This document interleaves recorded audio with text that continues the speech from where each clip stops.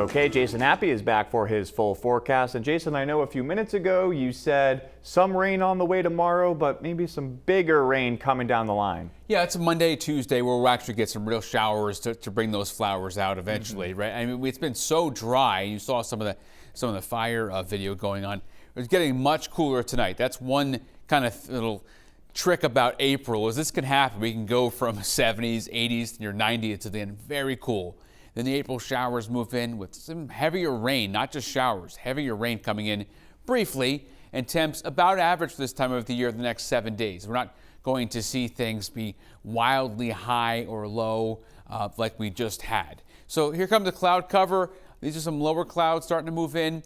These, not a big deal. There are a few sprinkles out in the Gulf. Eventually, we'll get a few of those to come on shore. The big story tonight for the commute, if you're traveling late on your Saturday, is the fog, especially along the coastline where it's a lot more on the dense side, okay? So you got to be really careful. No high beams, low beams, right? Fog lights if you have them. And look at the temperatures that have cooled off now. Statewide in the 40s here. We've got this onshore flow going on, and we've definitely cooled things off. So it is dry. It'll stay that way tonight, except for a sprinkle or two at most.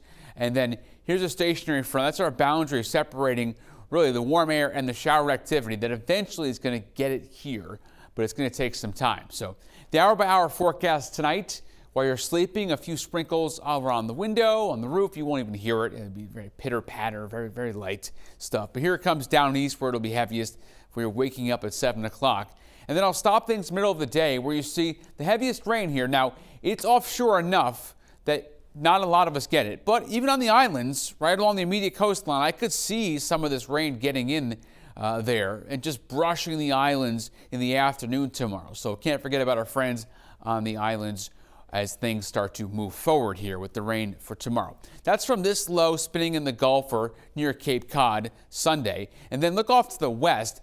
Bigger system, really can't call it a storm, that's going to be moving through as we get to Monday. A little area of low pressure spins up here in New England, and that'll be our heavier batch. And then on Tuesday, the backside rain, especially western mountains coming through here and then getting out of here before we dry out somewhat on Wednesday. I can't promise it's going to be very sunny, but there are still some showers going on Wednesday down east and up north. I have a wide view here because we've got a couple systems coming through.